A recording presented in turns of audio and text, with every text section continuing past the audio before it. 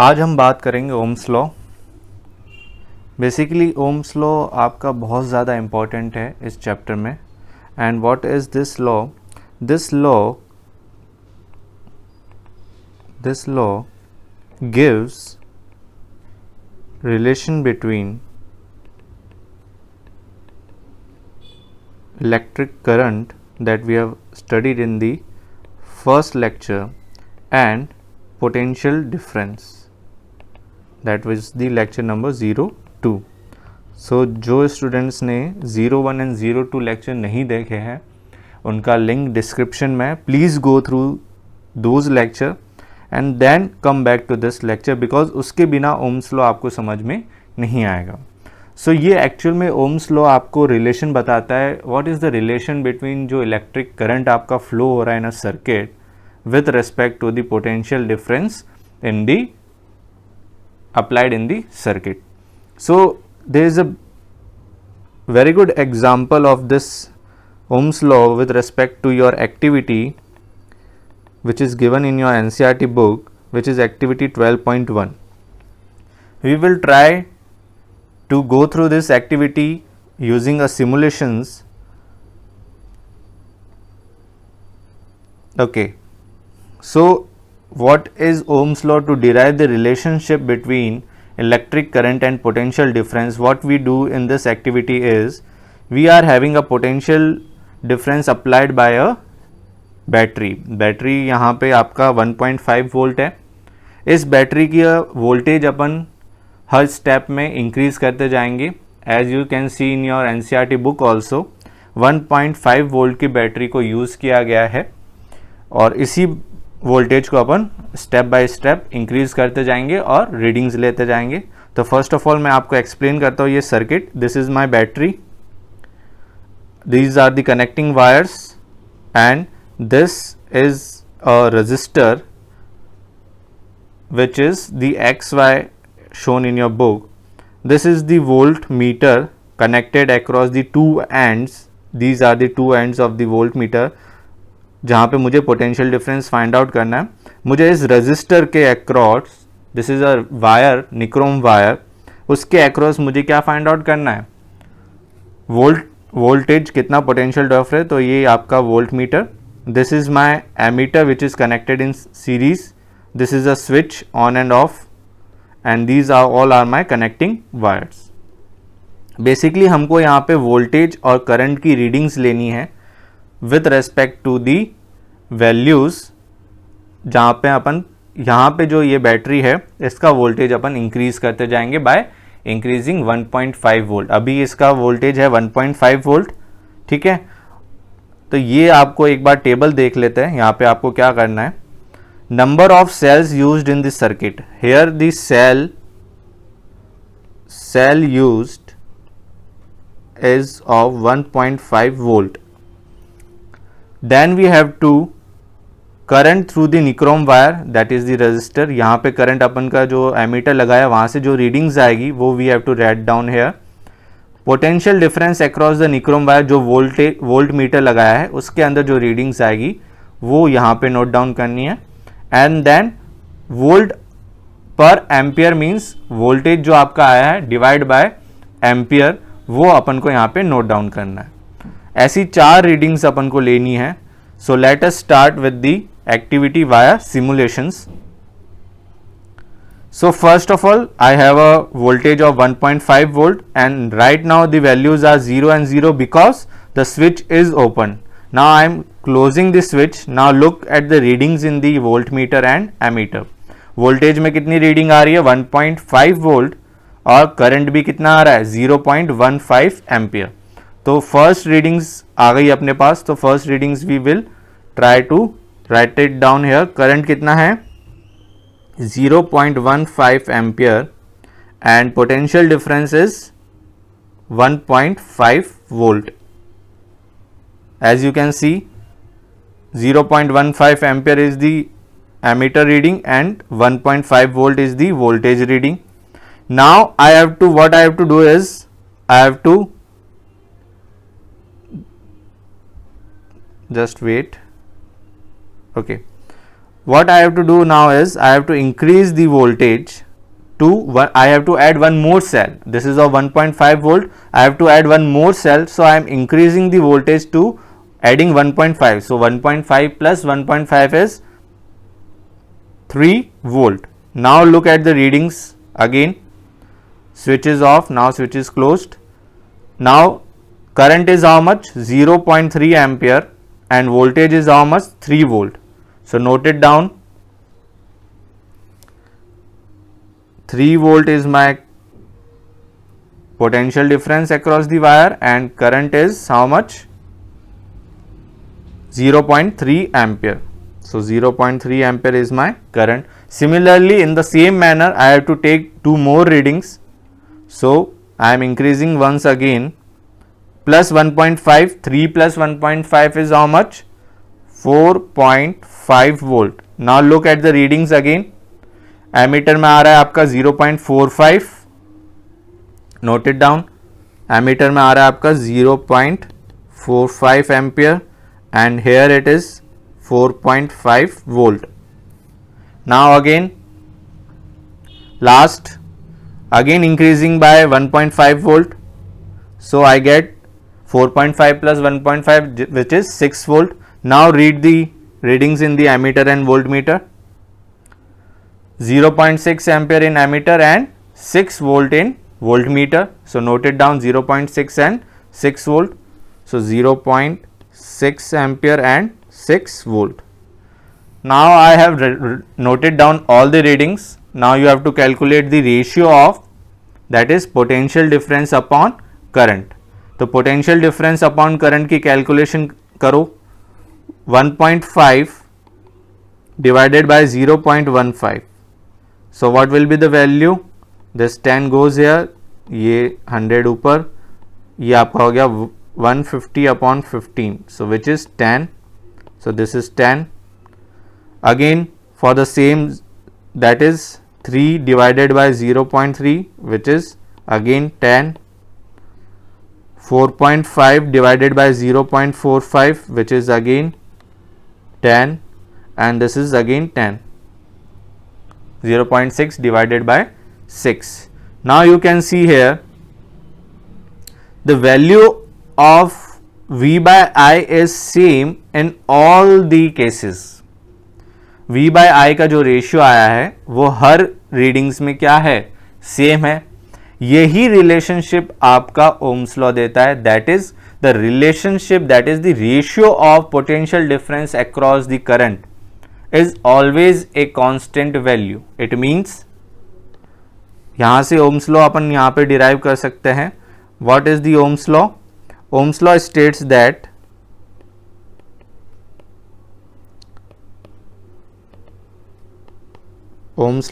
that the potential difference, or you can say the electric current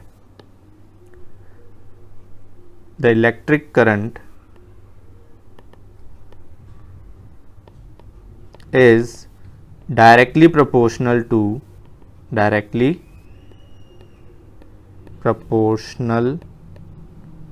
to potential difference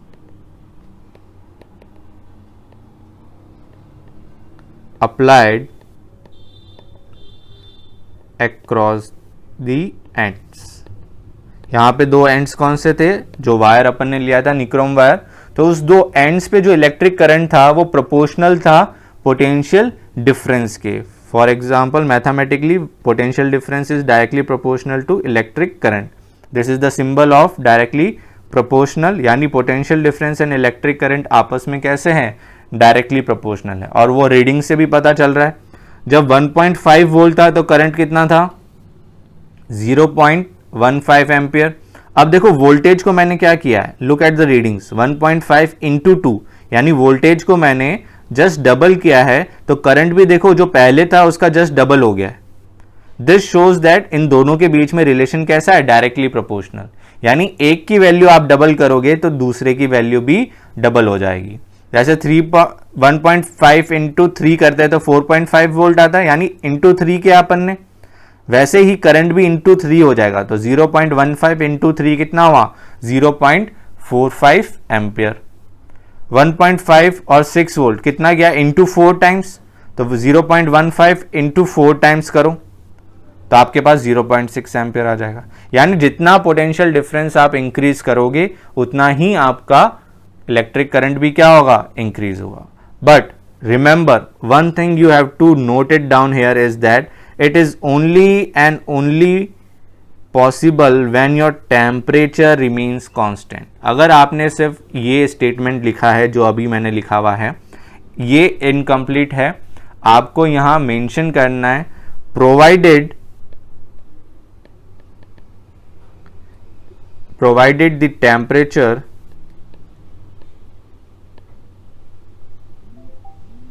remains same। Temperature change नहीं होना चाहिए। अगर temperature change हुआ तो फिर वैल्यूज आपकी डायरेक्टली प्रोपोर्शनल नहीं होगी, वो आपके स्कोप के बाहर है। जब आप हायर क्लासेस में जाएंगे, 12th के अंदर आपका डिटेल में आता है हाउ दिस टेम्परेचर वेरीज, ये कैसे चेंज करता है, टेम्परेचर का वेरिएशन किस हिसाब से चेंज होता है, that we will talk in your higher classes. बट यहाँ पे अभी आपको इतना नोट करना है कि पोटेंशियल डिफरेंस और इलेक्ट्रिक करंट आपस में डायरेक्टली प्रोपोर्शनल तभी रहेंगे जब टेम्परेचर क्या रहेगा, कांस्टेंट। अब ये प्रोपोर्शनलिटी साइन हटाने के लिए, यानी इनका जो रेशियो है, look at this ratio in the table, is always a constant value. So I can write it like this, V by I, or I can say V by I is always a constant value, and this constant is known as your resistance, which is the term। अब एक नई term यहां पे अपन ने लिखी है resistance, and resistance is a constant value. एक constant है, R इज क्या है, R से डिनोट करता है रेजिस्टेंस को, और ये क्या है, resistance is a constant for a given wire. एक वायर अगर आपको दे दिया है तो उसका जो वायर होगा उसी एक पर्टिकुलर टेम्परेचर पे एट ए गिवन टेम्परेचर। जो टेम्परेचर की मैं बात कर रहा था वो यही है कि अगर टेम्परेचर वेरी होगा, आपका चेंज होगा टेम्परेचर, तो रेजिस्टेंस की वैल्यू चेंज हो जाएगी। और अगर रेजिस्टेंस की वैल्यू चेंज होगी टेम्परेचर के साथ, तो V बाय I का जो रेशियो है वो अब एज अ रेजिस्टेंस ही कांस्टेंट नहीं रहा, तो V बाय I का रेशियो कांस्टेंट कैसे होगा, क्योंकि वो रेजिस्टेंस की वैल्यू चेंज हो रही है। सो यहाँ पे ये मेंशन करना ज़रूरी है ओम्स लॉ के अंदर। तो ओम्स लॉ कुछ नहीं है, it is the relationship between your potential difference and electric current, और वो भी कैसा, electric current is directly proportional to the potential difference applied across the ends where the temperature remains same.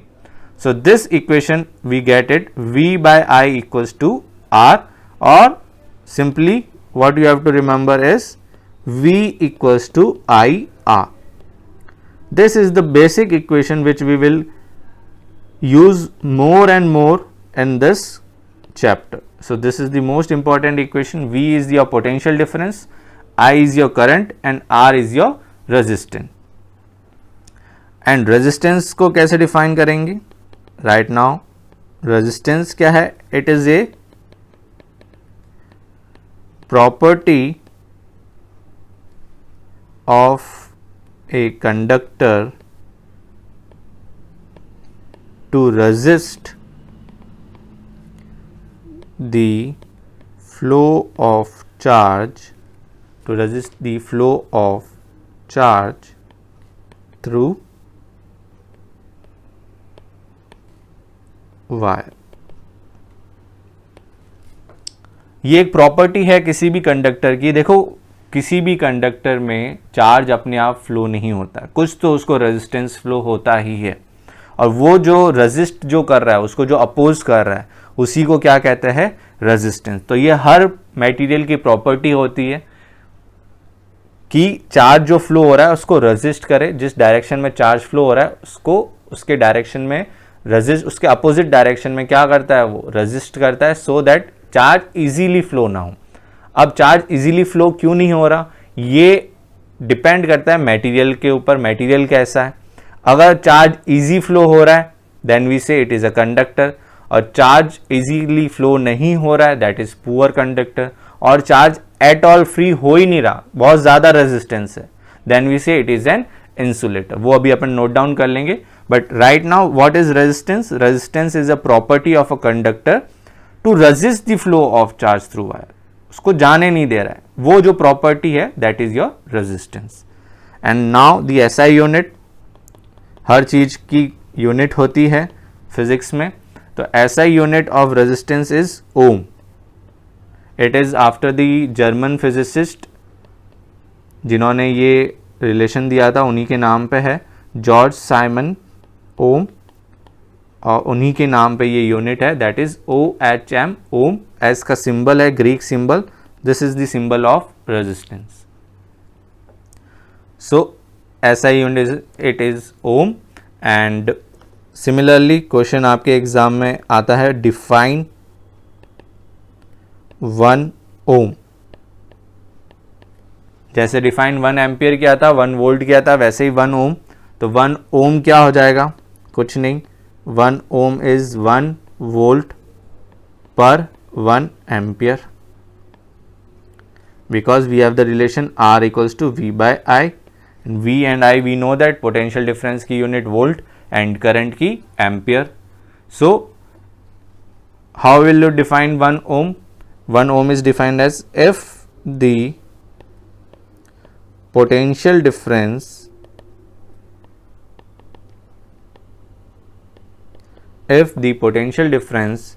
across two ends of a conductor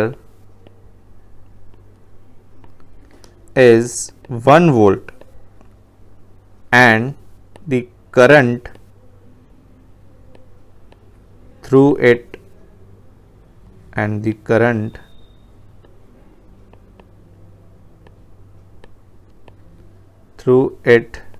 is 1 ampere, then the resistance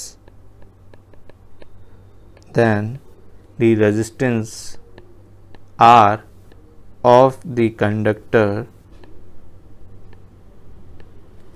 is 1 ohm.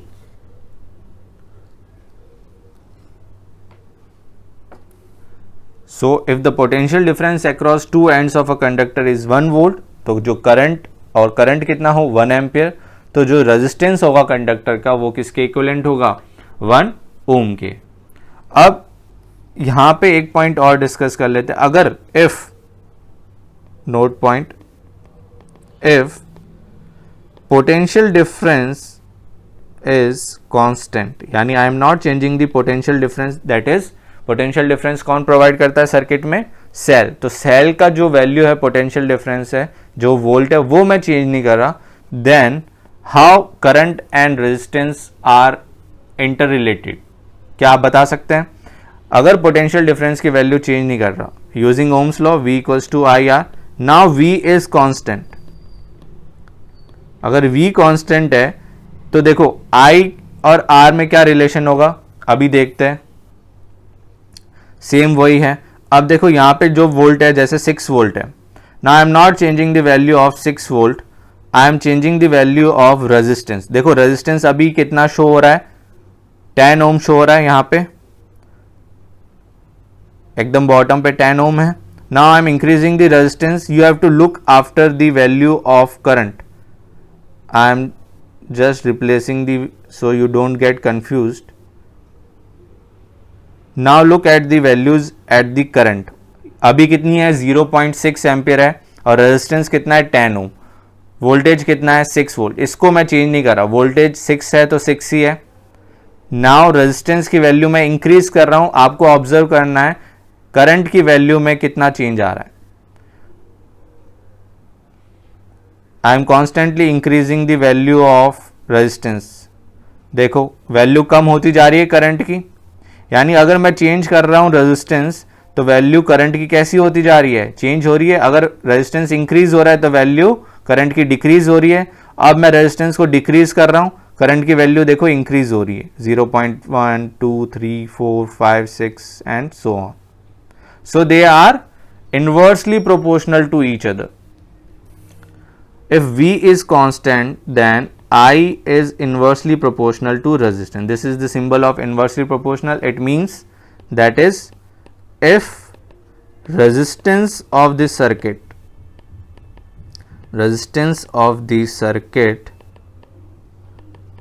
increases, then electric current decreases, where potential difference is kept constant. Potential difference की value हम change नहीं कर रहे. Potential difference आपका across this circuit क्या है, constant है. यानी अगर रेजिस्टेंस आपने डबल किया है, if you have double the resistance, the value of current will get half. For example, if resistance get 2R, then current जो पहले I था वो हो जाएगा I/2. कब? जब potential difference is constant. This you have to remember. यहीं पे एक बात करते हैं, वेरिएबल रेजिस्टेंस क्या होता है. वेरिएबल रेजिस्टेंस या फिर उसको रियोस्टेट भी कहते हैं. ये कुछ नहीं, आपको लैब्स में अवेलेबल होगा. ये कंपोनेंट है use to regulate current without changing the voltage source. A component use to regulate, यानी आपको सर्किट के अंदर करंट को कम ज़्यादा करना है without changing the potential difference, यानी सेल या बैटरी को चेंज नहीं करना है.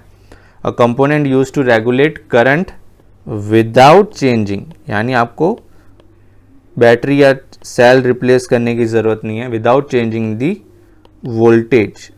तो वो यूज़ करते हैं अपन, उसी को अपन बोलते हैं वेरिएबल रेजिस्टेंस और रियोस्टेट. ये आपको लैब में मिल जाएगा इजीली.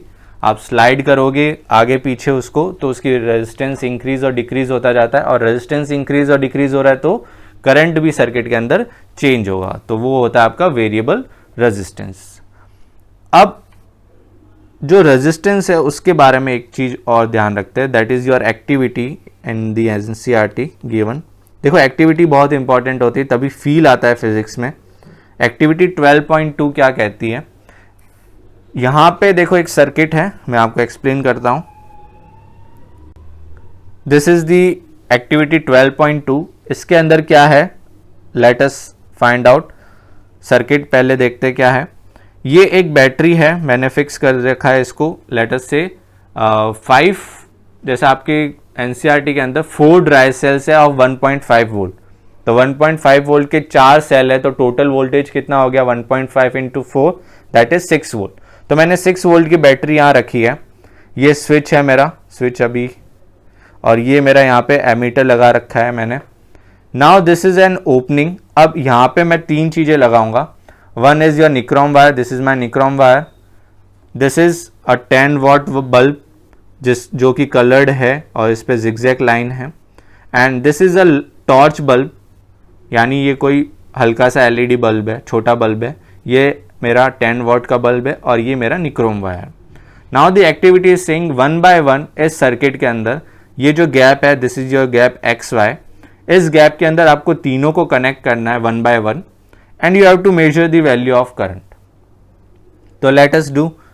करंट अपन ने एमीटर लगा ही रखा है, तो सबसे पहले मैंने ये आपको निक्रोम वायर यहाँ पे मैंने कनेक्ट कर दिया. स्विच ओपन था, अब इसको क्लोज कर देते हैं. तो देखो वैल्यू कितनी आ रही है जब निक्रोम वायर है, 0.003 ampere. Look at the readings in the ammeter, 0.003 ampere. तो जब निक्रोम वायर था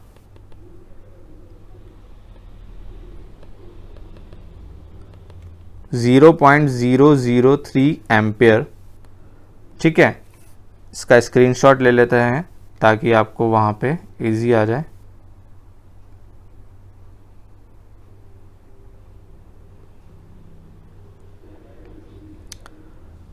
okay, let us add this. Just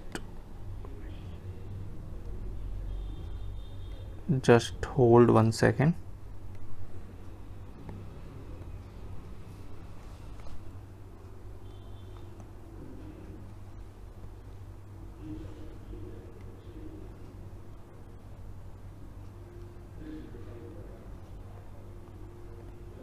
Okay.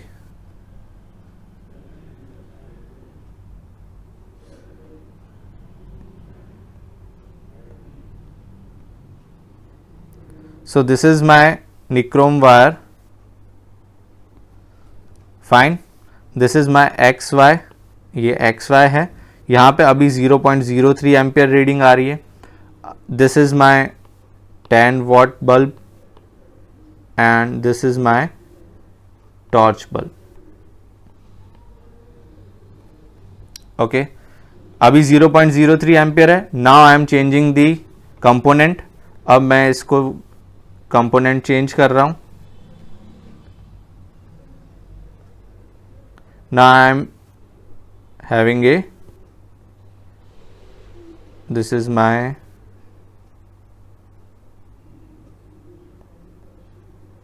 10 watt bulb. Now look at the readings. 0.006 ampere. Okay. So what is the reading now? 0.06. When I added 10 watt bulb, my reading is 0.006 ampere. And the last, that is your my torch bulb. Now add the torch bulb. What does this mean? I have to remove this and I have to add this. Okay. Now look at the readings. 0.6 ampere. So I have to note it down. 0.6 ampere. 0.6 ampere. So what is the conclusion of this activity?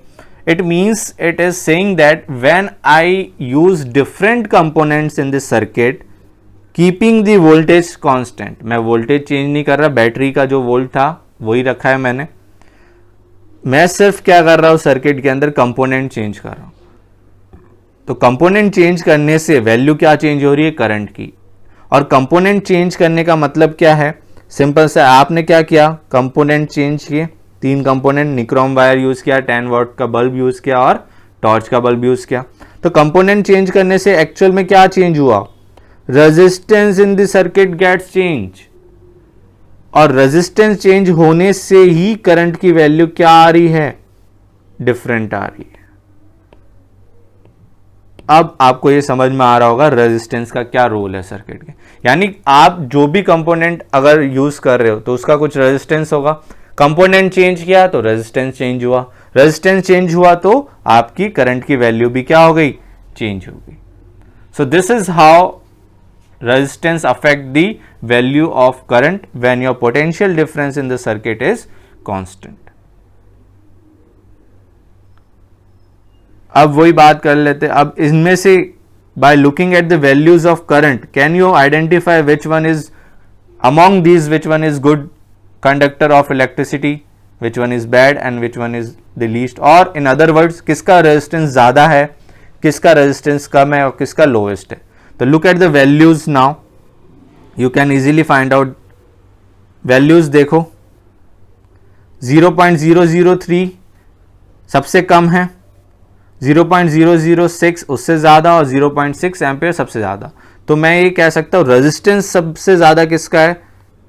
Nichrome wire का resistance सबसे ज़्यादा है, तभी तो इसकी current की value सबसे कम है. उसके बाद रेजिस्टेंस किसका है?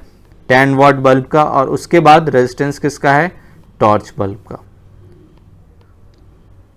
तो ये रेजिस्टेंस का सीक्वेंस हो जाएगा. Is that clear? और ये आप क्रॉस चेक भी कर सकते हो, यहां पे वैल्यूज भी हैं. ये देखो, ये निक्रोम वायर था अपने पास. This is my nichrome wire. Sorry, this is not the, okay. So ये यहां पे सेटिंग्स चेंज होगी, नो प्रॉब्लम. ये समझ में आया आपको? निक्रोम वायर क्या है? रेजिस्टेंस सबसे ज़्यादा है, 10 वॉट का उससे कम, और सबसे कम रेजिस्टेंस टॉर्च बल्ब का है क्योंकि उसका करंट क्या है? सबसे ज़्यादा. तो in terms of resistance we can define conductor, poor conductor, good conductor, poor conductor and insulators. तो those who have low resistance, जिनका रेजिस्टेंस क्या हो, लो रेजिस्टेंस है, वो आपके क्या कहलाए जाएंगे, गुड कंडक्टर्स.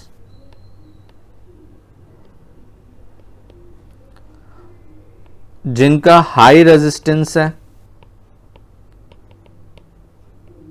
वो क्या कहलाए जाएंगे, पुअर कंडक्टर्स.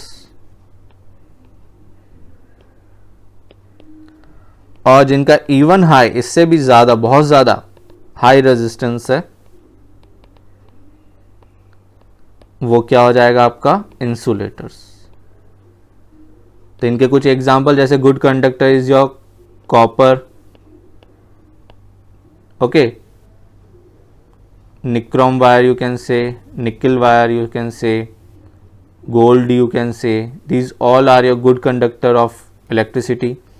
poor conductors में आप कह सकते हैं your insulators, और you can say poor conductors आपके हो जाएंगे let us say wood, or you can say insulator is wood, plastic. These all are your insulators. तभी तो आपने देखा होगा जो आप यूज़ करते हैं पुअर कंडक्टर्स या फिर इंसुलेटर्स यूज़ करते हैं when we are using the electrical appliances जो होते हैं, उनका जो कोई भी अप्लायंस यूज़ कर रहे हो आप उसके अंदर, तो insulators are used so that आपको शॉक ना लगे, बिकॉज वहाँ से करंट फ्लो नहीं हो सकता, बिकॉज उनका रेजिस्टेंस बहुत ज़्यादा हाई होता है. तो आई होप ये रेजिस्टेंस वाला कंसेप्ट ओम्स लॉ आपको समझ में आया है. So conclusion of today's session is that what we have learned in this session is that what is Ohm's law, that is V is directly proportional to I, and you have to remember V equals to IR is the equation. And what is resistance, ये अपन ने देखा, to resist the flow of charge, किसी material की property to resist the flow of charge in a wire in a circuit is known as resistance. और अपन ने देखा component change करने पे रेजिस्टेंस चेंज होता है और करंट की वैल्यू चेंज होती है. 1 ओम क्या है ये देखा अपन ने, यूनिट ऑफ रेजिस्टेंस इज ओम, और इसका सिंबल है ये. तो ये पूरे through out this chapter use होगा. ऑल्सो यहाँ पे नेक्स्ट क्लास में वी विल डिस्कस कि ये जो रेजिस्टेंस अपन ने डिस्कस किया है, ये रेजिस्टेंस किन फैक्टर्स पे डिपेंड करता है, फैक्टर्स पे डिपेंड करता है. ये we will talk in the next lecture. तब तक पढ़ते रहें और एंजॉय करें.